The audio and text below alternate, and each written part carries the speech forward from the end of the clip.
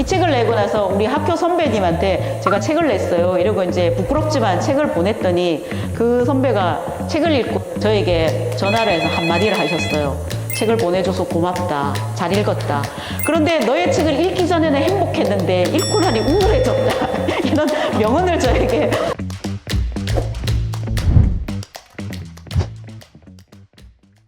두 번째 시간입니다. 서울숲 북 콘서트 사회를 맡게 된 에코샵 올시의 파랑새라고 합니다. 반갑습니다.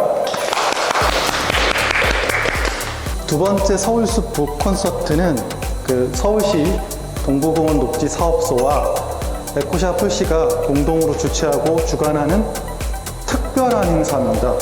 오늘의 작가님 박경화 작가님 박수부터 시작해서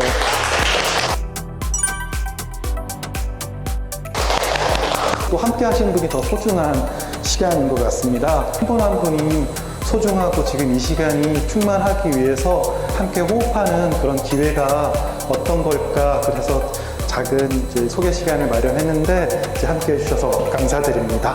저는 2004년부터 환경책 쓰는 일을 하고 있어요. 녹색연합이라는 환경단체에서 활동을 했었는데 그때 작은 것이 아름답다라는 월간 잡지 로 주로 활동을 했고, 그 일을 하다 보니까 어떤 출판사에서 본인들이 어떤 책을 준비를 하는데 녹색연합의 한 사람이 와서 조언을 좀 해주면 좋겠다, 그런 회의가 있었어요. 갔더니 회의를 여러 번 하다가 저보고 책을 내보면 어떨까요? 라고 도리어 이제 바꿔서 제안을 하시더라고요. 그래서 제가 출판사에서 원하는 대로 꼬박꼬박 숙제를 하다 보니까 어느 날 책을 내게 됐어요. 그 중에 지구를 살리는 기발한 물건 10가지 책은 우리가 보편적으로 많이 쓰고 있는 물건 중에, 또는 이제 최첨단 과학기술에 의해서 새로 최근에 좀 떠오르는 물건 중에서 환경에 어떤 것은 영향을 미치고 어떤 건 또 환경에 해를 미치기도 하는데, 그런 우리가 쓰고 있는 물건에 대한 역사와 지금 우리가 물건을 어떻게 쓰는지 이런 얘기를 같이 나눠보고 싶었어요. 그 중에서 10가지 우리가 흔히 쓰는 물건도 있고, 조금 낯선 태양전지나 패시브 하우스, 적정기술, 약간 낯설지만 과학기술과 연관된 물건들도 있고, 또 인간이 개발한 발명품이나 물건은 아니지만 야생동물도 우리가 이 시대를 살아가면서 야생동물의 가치에 대해서도 생각해 봐야 될 것 같아요. 이 밥상에서 꼭 필요한 것은 젓가락이죠. 숟가락, 젓가락 참 중요한데, 젓가락은 굉장히 단순하게 생겼지만 생활에 참 편리한 것 같아요. 근데 예전부터 우리가 오랫동안 젓가락을 써왔기 때문에 이게 왜 소중하지, 사실 가치를 잘 모르고 있었는데, 요즘에 일회용 나무 젓가락이 너무 많이 늘어났고 가볍게 쓰고 버리는데, 라면이나 짜장면을 먹거나 김밥을 먹을 때 일회용 나무 젓가락을 쓰는 시간 얼마나 될까요? 성인 여성들의 경우 한 20분은 쓰는 것 같아요. 근데 고등학생, 남학생들에게 물으면 김밥 먹을 때, 짜장면 먹을 때 몇 분 걸려? 이러면 5분 3분 이렇게 얘기합니다. 그러니까 5분 3분 쓰고 이 20년생의 나무들이 쓰러져서 만들어진 나무가 그냥 쉽게 버려지는 거죠. 아름다운 가게, 녹색 가게, 뭐 행복한 가게, 이런 것들 전국에 있죠, 그죠? 우리가 집에서 쓰던 물건 중에 쓰임이 끝난 것들, 쓸모는 있는데 내가 쓰기에는 쓰임이 다 했다, 이런 것들을 기증을 하면 누군가는 또 눈 밝은 사람이 와서 아주 낮은 가게에 사가죠. 그러면 내가 버릴 수도 있는 물건인데 버리지 않아서 물건으로서는 수명이 늘어나고 지구 전체를 보면 자원을 아끼는 일이기도 하죠. 이래저래 참 좋은 게 재사용 가게인 것 같아요. 그리고 기발한 물건 중에 놓칠 수 없는 게 패시브 하우스, 에너지 제로 빌딩들인데요. 월드컵 공원에 가면 서울 에너지 드림센터가 있고, 노원구에 가면 노원 에너지 제로 주택이 있는데요. 이 두 가지가 패시브 하우스, 그러니까 수동적인 하우스인데 에너지를 적게 쓰게끔 절약도 하고 단열재도 많이 넣어서 견고하게 지었고, 그리고 건물 자체에서 태양광이라든지 지열을 이용해서 에너지를 자체 생산하는 액티브의 기술도 가지고 있죠. 기후위기가 많이 진행될수록 우리가 어떤 건물에서 어떻게 살 것인가에 대한 고민이 있는데, 이런 패시브 하우스, 또 에너지 제로 빌딩, 이런 것들이 안전하고 쾌적하게 살게 해주면서도 에너지나 전기는 적게 쓸 수 있고 자체적으로 전기도 일으키고 에너지를 생산하기 때문에 미래주택으로는 최고인 것 같아요. 저는 책을 쓰는 일을 주로 하고 있는데, 제 첫 책은 도시에서 구체적으로 사는 법이라는 책이에요. 이 책은 2004년도에 처음 나왔는데, 이 책을 내고 나서 우리 학교 선배님한테 제가 책을 냈어요. 이러고 이제 부끄럽지만 책을 보냈더니 그 선배가 책을 읽고 저에게 전화를 해서 한마디를 하셨어요. 책을 보내줘서 고맙다. 잘 읽었다. 그런데 너의 책을 읽기 전에는 행복했는데 읽고 나니 우울해졌다. 이런 명언을 저에게 남겨서 제가 뒤통수를 확 세게 맞았는데요. 환경 문제를 몰랐을 때는 몰라서 행복했다. 근데 너의 책을 읽고 나니까 문제가 너무 많고 우리가 해야 될 일이 너무 마음이 무겁더라. 그래서 왜 환경책은 나를 우울하게 하느냐라고 한마디 하셨어요. 그래서 어떤 환경책이 필요할까 이런 생각을 많이 하게 됐어요. 근데 제가 환경작가라고 하면 사람들이 노트북을 켜놓고 음악을 들으면서 우아하게 차 마시면서 이렇게 되게 고상한 직업이라고 생각을 많이 하시더라고요. 환경작가의 현실은 그렇지 않습니다. 오늘은 제가 행사라서 샤랄라한 옷도 입고 뭐 볼 게 없으니까 꽃이라도 하나 달고 이렇게 평소한 모습과는 다릅니다. 이것은 저의 평소 복장은 아닙니다. 유튜브를 통해서도 많은 분들이 보고 계실 텐데요. 저를 나중에 보더라도 착각하지 마시길 바랍니다. 평소에 저의 모습은 이렇습니다. 주로 아웃도어를 입고 현장을 많이 다니는데요. 작가로서 우아함이랑 고상함 이런 건 없습니다.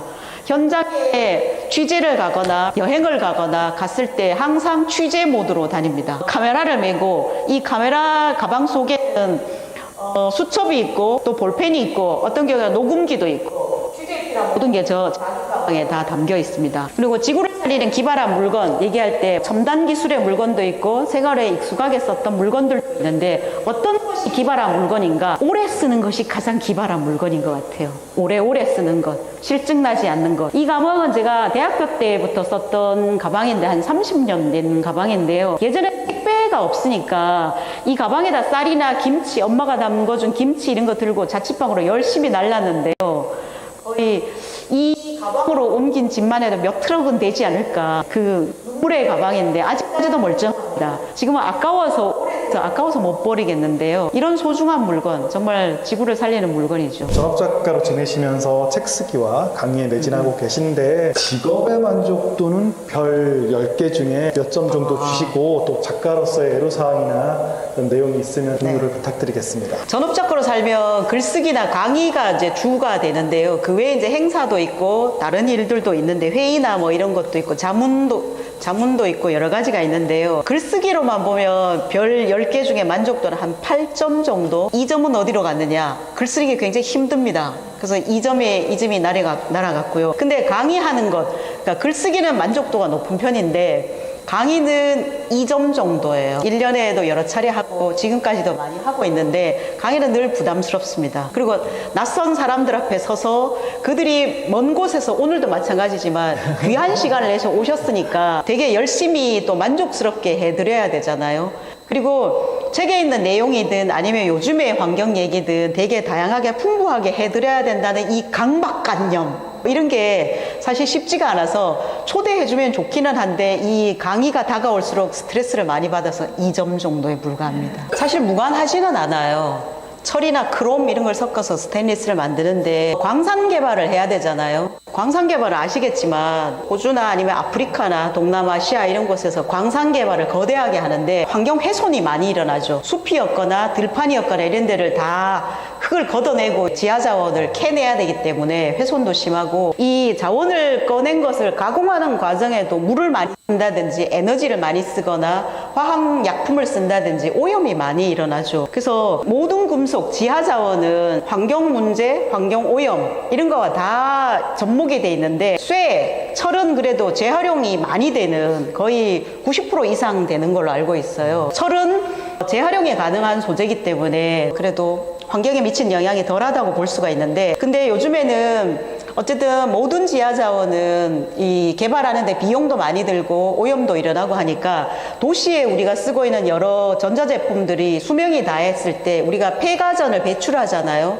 거기에 소중한 자원들이 들어있어서 이 그 폐전자제품을 다시 쓰는 것, 도시 광산 사업이 되게 활성화돼 있어요. 그래서 우리가 분리 배출할 때 전자제품을 그냥 버리면 되지 않고 지자체에서 안내하는 대로 잘 배출을 해야 돼요. 그래서 그 아프리카나 아시아에는 광산을 생산을 개발하는 것보다 도시의 이 수많은 전자제품에서 자원을 다시 쓰는 것, 이게 되게 소중하다고 요즘에 강조를 많이 하고 있고요. 또 분쟁지역 광물이 있어요. 제가 그 고릴라나 핸드폰을 미워해 책에 왜 핸드폰과 고릴라를 얘기를 했느냐, 고릴라가 사는 서식지에 콜탄이 많이 채굴이 되는데 이게 아프리카 콩고 민주공화국 얘기죠. 여기 그 콜탄이 대표적으로 분쟁지역 광물인데요. 아프리카 분쟁지역의 무장반군들이 이 지하자원을 채굴을 해서 몰래 팔아서 전쟁 자금으로 계속 쓰면서 전쟁이 계속되고 주민들은 열악한 상황에서 고통을 많이 받고 이게 악순환이 되고 있는데, 이런 지역에서 캔 광물을 분쟁지역 광물이라고 하거든요. 이게 이제 금이나 주석이나 탄탈륨, 콜탄을 가공해서 만든 탄탈륨, 텅스텐, 이게 이제 네 가지 세계 4대 분쟁지역 광물인데, 이처럼 지하자원을 캐냈을 때 이게 환경오염이나 뭐 훼손으로 끝나지 않고 전쟁으로 이어지기도 하고 굉장히 큰 피해를 지속적으로 주기도 해요. 그래서 우리가 도시에서 이 금속 또 자원들을 어떻게 쓸 것인가에 대해서 잘 알고 또 소중하게 써야 되는 거죠. 요즘에 또 도시유전이라는 것도 있어요. 도시유전은 뭐냐면 최근에 이제 보도가 되기 시작한 건데, 비닐이나 플라스틱 같은 걸 우리가 일회용품 쓰고 많이 배출을 하잖아요. 이런 것들을 다시 300도나 800도로 고온에서 녹여요. 그러면 이게 열분해 유라고 부르는데, 다시 이 소재가 원래 석유였잖아요. 고온에서 녹이면 다시 석유 형태로 돌아간다고 해요. 근데 이런 기술이 사실 좀 몇 년 전부터 있었는데, 이걸 제품으로 쓰려면 불순물을 제거하는 게 중요한 기술이라고 해요. 우리가 과자 봉지나 이런 데 인쇄가 돼 있고 또 먼지나 음식물이나 오염이 돼 있잖아요. 그러니까 열분해유를 만들었을 때 이 불순물을 분리해내는 기술이 굉장히 어려워서 그동안은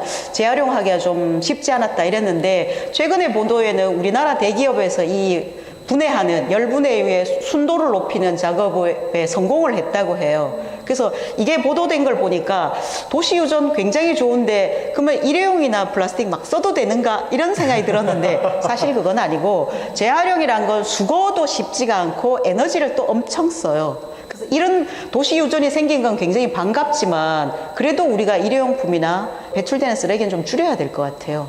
돈이 되는 야생동물은 여지없이 멸종되고 말았던 그 현실이 가슴 아프게 다가오는 부분인데요. 일상 속에서 그 야생동물을 위해 할 수 있는 작은 실천이 있다면 어떤 게 있을까요? 네. 돈이 되는 동물 잠깐 설명을 하면, 호랑이 가죽은 이제 깔개나 이렇게 과시용으로 많이 썼다고 하고, 표범 가죽은 옷을 만들거나 그 매화 무늬가 너무 아름답고 털이 되게 부드럽다고 해요. 또 호랑이 가죽으로 옷을 만들기는 어렵다고 해요. 과시용 걸어두는 용도로 썼는데, 호랑이, 표범 대표적으로 이제 돈이 되는 동물이죠. 사향 노루의 사향, 돈이 되는 것이죠. 근데 그 중에서 야생동물 중에 좀 흔한 요즘에 너구리, 그 다음에 오소리, 우리나라에 또 흔한 게 고라니, 멧돼지, 이런 것들은 특정 어떤 그 동물이 가지고 있는 뭐 녹용이 있는 것도 아니고, 고기를 우리가 먹는 것도 아니고, 가죽을 이용하는 것도 아니고, 그러니까 보니까 경제성이 떨어지는 동물들은 상대적으로 밀렵을 덜해서 많이 남아 있다고 해요.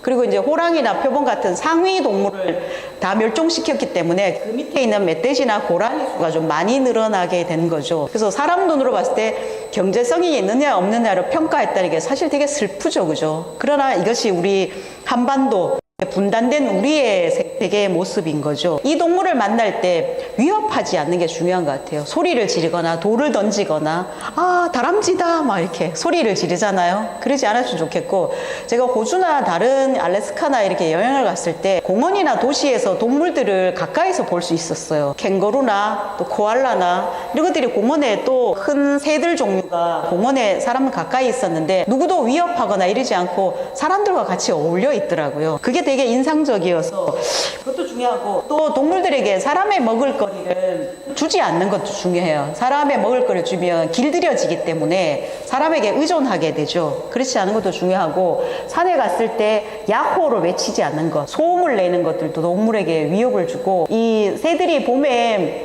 4월부터 7월까지가 이제 알을 품는 시기인데, 사람들이 핸드폰으로 크게 통화하거나 또 음악을 듣거나 라디오를 틀거나 산행 갈 때 와글와글 떠들잖아요. 이런 것들이 새들이 알을 품을 때 굉장히 큰 위협이 된다고 해요. 그래서 어미새가 이 알을 품던 둥지를 포기하고 날아가 버리기도 한다는데요. 우리가 직접 새알을 뭐 어떻게 건드리거나 새들을 이렇게 멸종시키지 않아도 소음만으로도 멸종시킬 수 있는 영향을 주죠. 그리고 도토리나 밤 같은 같은 그 야생동물의 먹이 될 것을 숲에서 가져오지 않고 그대로 두는 것도 중요한 것 같아요. 그리고 또 중요한 게 혼자 있는 동물의 새끼, 아기 새들을 무리하게 구조하지 않는 것도 중요하다고 해요. 야생동물 구조센터에서 늘 안내하는 걸 보면 동물 새끼들이 이렇게 있으면 불쌍해 혼자 있어 이러고 구조를 하는데 어미가 주변에 이렇게 지켜보고 있는데 사람이 있기 때문에 경계하느라고 새와 떨어져 있는데 사람은 벌써 도와줘야 돼 라고 생각을 하는 거예요. 그게 도리어 납치가 될 수 있다는 거죠. 그래서 어미와 새끼를 떨어뜨릴 수 있는데 야생동물 구조센터에 그런 게 봄에 상당히 많다고 해요. 그래서 우리가 생태계를 잘 이해해야 되는 거죠. 그죠? 사람들이 좀 어떻게 잘 선택해서 이렇게 환경을 사랑하는 사람들을 만들 수 있을지. 일일이 설득하는 건 사실 쉽지 않은데 제가 이렇게 살고 있다는 걸 이제 페북이나 강의 때 책으로 통해 보여주면 그에 대한 또 반응이나 대답 같은 게 와요. 그러면 그걸로 끝나는 게 아니라 같이 이제 얘기를 해보는 거죠. 내가 해보니까 이런 거 불편한데 너는 어떻게 해결했느냐 이런 걸 물어보기도 하고 더 나은 방법을 우리가 찾으면 서로 공유하자 이런 얘기를 하기도 하고 한 번에 친구들이 설득되지는 않고 여러 차례 다양한 방법으로 얘기를 하면서 이렇게 해법을 찾아내는 것 이게 좀 오래 가고 환경실천법이라는 게 한두 번 해보면 편한데 이 작심삼일이 되기가 쉬워요. 근데 좀 꾸준히 시도를 해보고 연구를 해보고 이러다 보면 정말 좋은 걸 찾을 수가 있거든요. 그래서 단숨에 되지 않더라도 실망하거나 포기하지 말고 새로운 방법을 계속 찾아가 보면 좋을 것 같아요. 그리고 그 환경실천법은 한두 가지가 아니기 때문에 여러 가지를 동시에 많이 진행해 보세요. 그리고 많이 친구들한테 제안을 하는 거예요. 그들의 머리 회로가 혼란스럽게. 그래서 그 중에 뭔가는 하게 되더라고요. 작가님이 집에서 실천하고 계시는 환경적인 어떤 지구를 살리기 위해서 실천하고 계시는 생활 속 꿀팁 같은 거 몇 가지만 좀 들을 수 있을까요? 꿀팁 참 쉽지가 않죠. 네. 저도 여러 실천법을 시도하고 있는데요. 일단 운전면허증이 없기 때문에 자동차를 운행하지 않습니다. 그리고 제가 곧 지방으로 이사를 할 예정인데 친구들이 다 작은 자가용을 사라고 엄청 권합니다. 그래서 제가 그럴 때마다 좋은 아이디어다. 근데 나의 직업을 생각해봐라.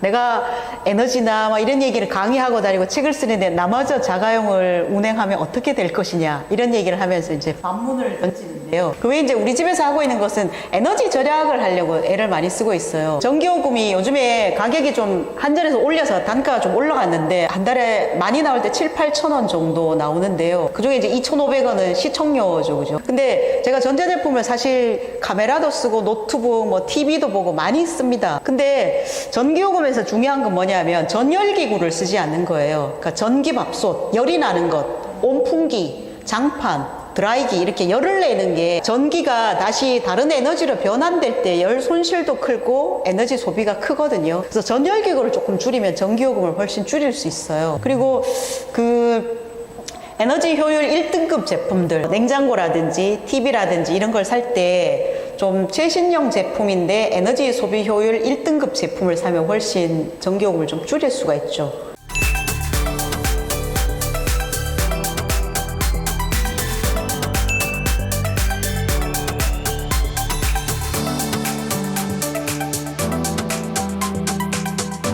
긴 시간 동안 수고 많으셨습니다. 감사합니다.